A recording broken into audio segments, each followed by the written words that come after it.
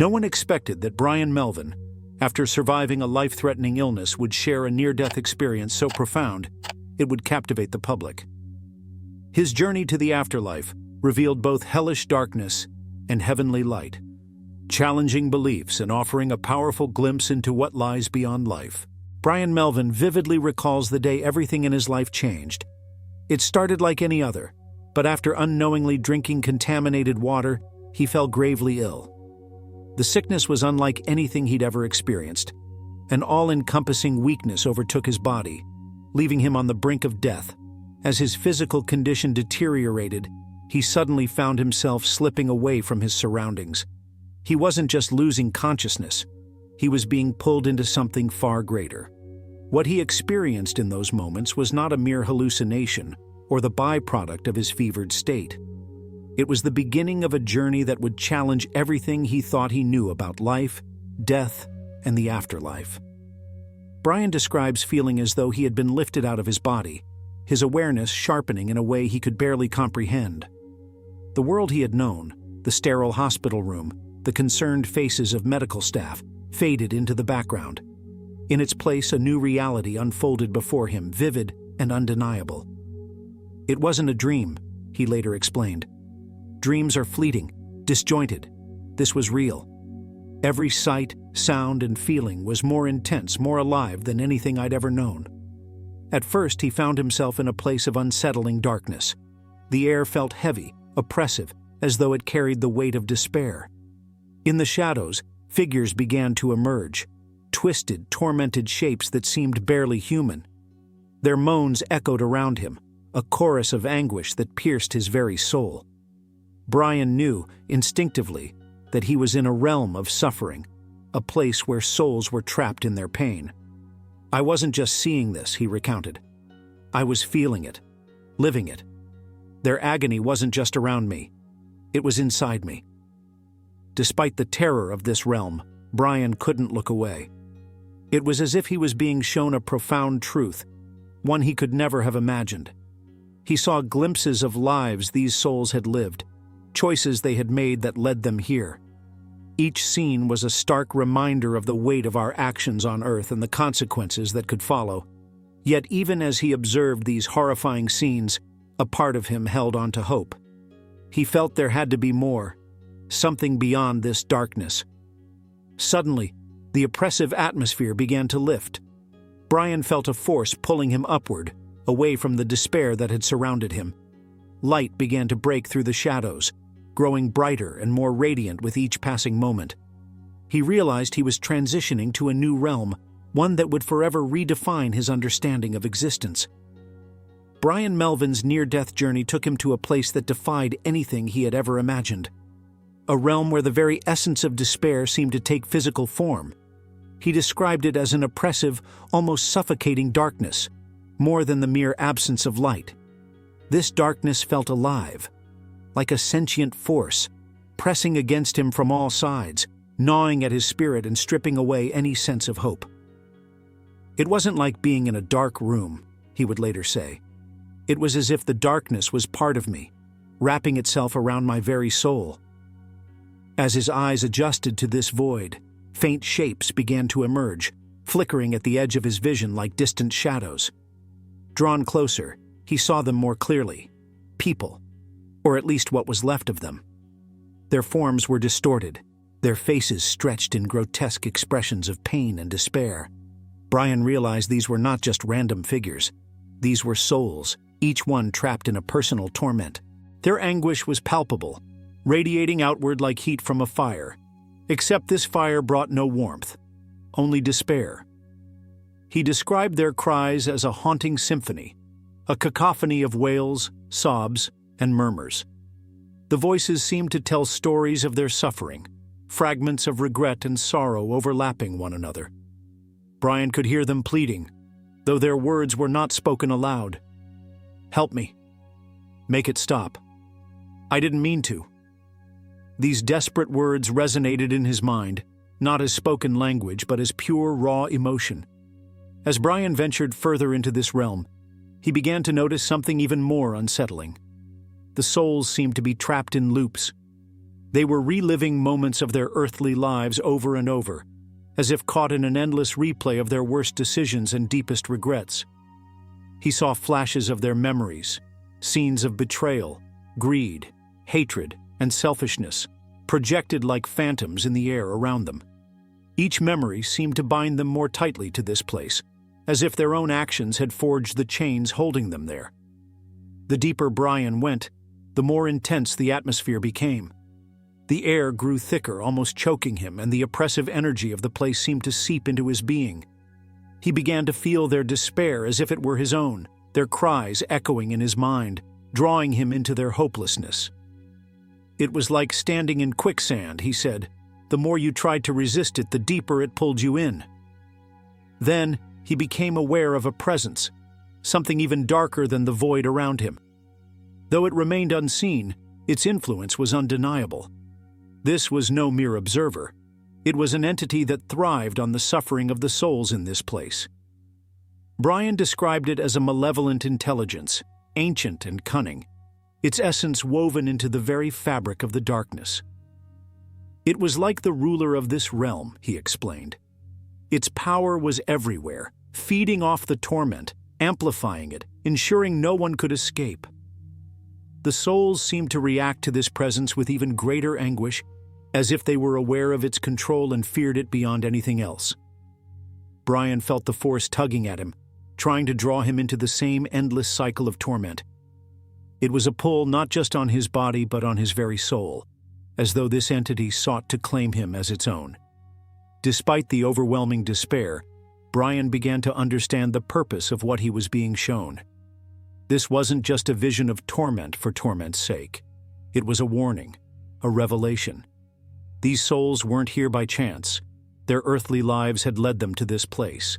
Each action, every decision, every moment of hatred, greed, or selfishness had carved a path to this realm. Bryan realized that the darkness wasn't simply external. It was a reflection of what these souls had carried within themselves. The experience was deeply personal, as if the realm was forcing him to confront not just the suffering of others, but the potential for darkness within himself. It wasn't just about them, he said. It was about all of us. The choices we make, the lives we lead. They shape us, and they follow us, even into eternity. As Bryan stood on the edge of this revelation, the oppressive force grew stronger, threatening to consume him entirely. He felt his own despair rising, the weight of the darkness pressing harder and harder. In that moment, he did the only thing he could. He called out, not with words but with his heart, pleading for deliverance, for rescue from the overwhelming void. And just as the darkness seemed ready to claim him, something changed. A faint glimmer of light appeared in the distance, and the realm began to shift, preparing him for the next stage of his journey. As the oppressive darkness began to release its grip, Bryan Melvin noticed a faint glimmer in the distance. A light so subtle it seemed almost imperceptible at first. But as it grew stronger, it pierced through the suffocating void, cutting through the despair like a blade of hope. This light was unlike anything he had ever seen, radiating not just brightness but a profound sense of warmth, peace, and unconditional love. It beckoned him, urging him forward, and Bryan felt an instinctive pull toward it, as if every fiber of his being longed to reach its source. The transition was not instantaneous. Bryan described it as moving through a threshold where the oppressive weight of the dark realm slowly gave way to an overwhelming sense of relief. It was like coming up for air after being underwater for too long, he said. As he approached the light, he noticed the atmosphere around him changing. The suffocating heaviness was replaced with a lightness so profound it felt as though he were floating. When Bryan finally entered the light, he was enveloped by an indescribable presence, a being of pure radiance that emanated love and understanding. This being, which he later identified as Jesus Christ, seemed to see through every layer of his existence. It wasn't just looking at me, Bryan recalled. It was looking into me, as if every thought, every action, every part of who I was laid bare before it.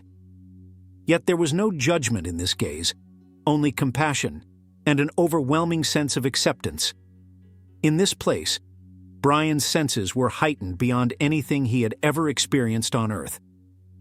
The light itself seemed alive, pulsating with colors and sounds that resonated in harmony, creating a symphony of peace. The landscape, if it could be called that, was indescribably beautiful. A blend of vivid, glowing fields and serene, flowing waters that shimmered with the same divine light.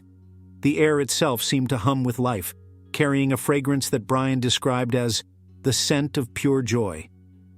As Bryan stood in awe, he became aware of others around him. These were not shadowy figures like the tormented souls he had encountered earlier, but luminous beings, radiant and full of joy. Though he couldn't recognize them by earthly standards, Bryan felt an unshakable connection to them, as though they had always been part of his existence. These beings exuded kindness and welcomed him with a warmth that filled his heart. The most profound part of this realm, however, was the communication he experienced with the being of light. It wasn't through words or spoken language, but through a direct transfer of knowledge and understanding. Every question I ever had, every doubt, every fear, it was answered in an instant, Bryan explained. He received insights about the nature of existence, the interconnectedness of all life, and the boundless love that formed the foundation of the universe. In this light, Bryan felt no pain, no fear, and no sorrow, only an overwhelming sense of belonging and purpose. He described it as a homecoming, a return to a place he had always known but had somehow forgotten. Yet this experience was not without its challenges. The being of light showed him the vast contrast between the choices he had made in his earthly life and the divine love that permeated this realm. I was shown how my actions had rippled through the lives of others, Bryan said. Every moment of kindness, every act of selfishness, they all had consequences far greater than I ever realized. The revelations were humbling but not condemning. They were presented as lessons, urging him to understand the importance of love, compassion, and selflessness in shaping not just his life, but the lives of those around him.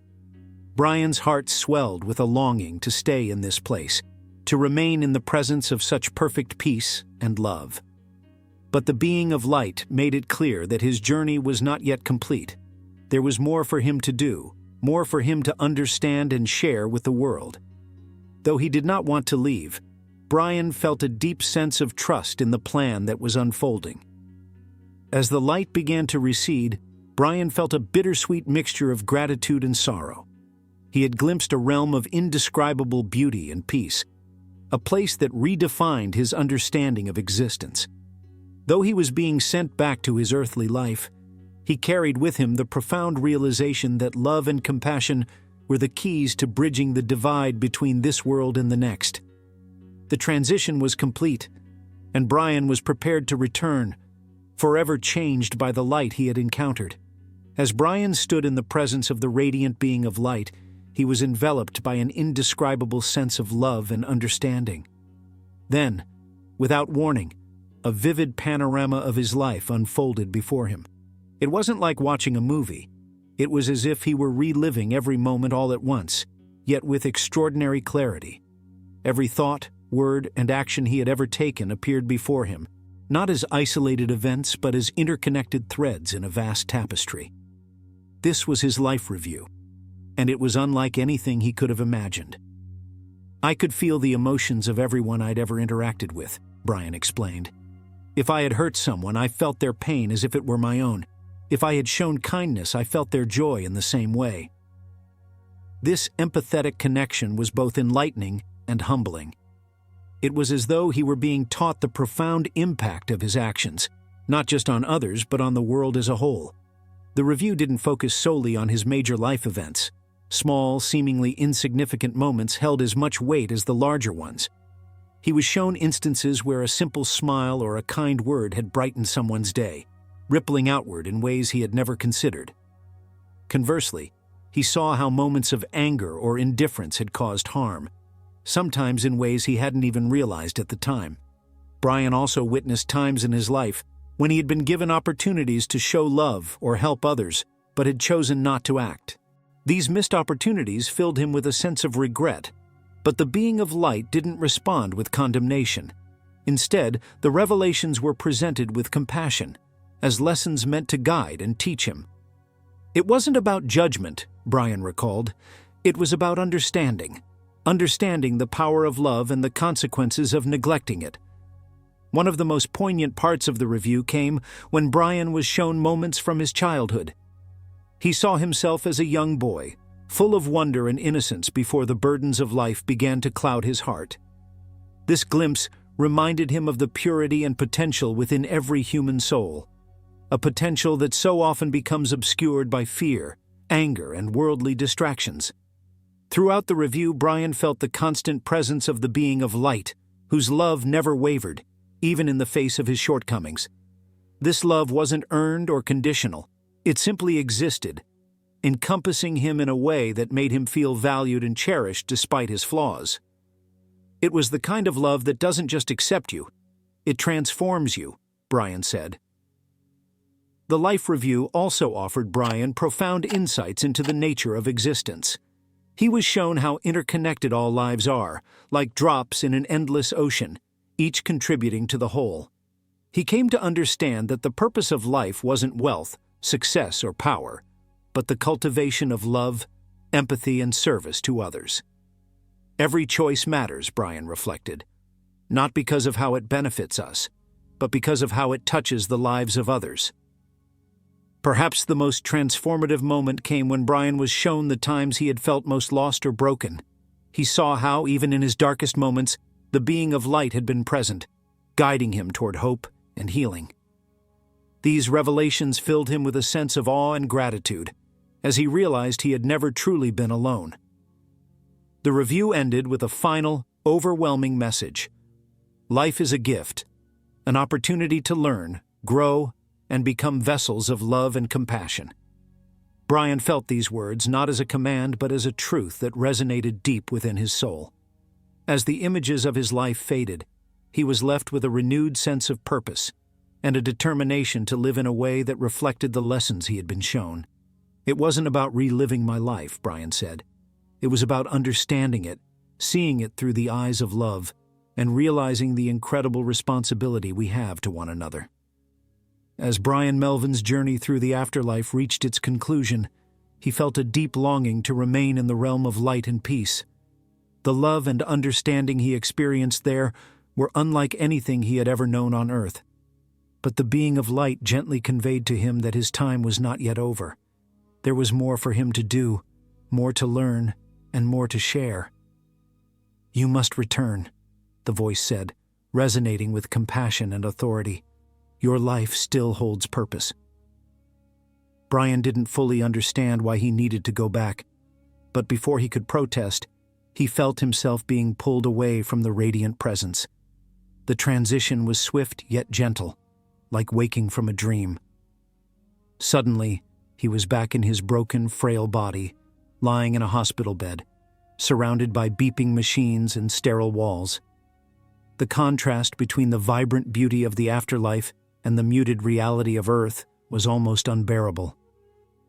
As he began to recover physically, Bryan realized that he had returned with a new perspective on life. The experience had left an indelible mark on his soul. No longer could he see life as mundane or trivial.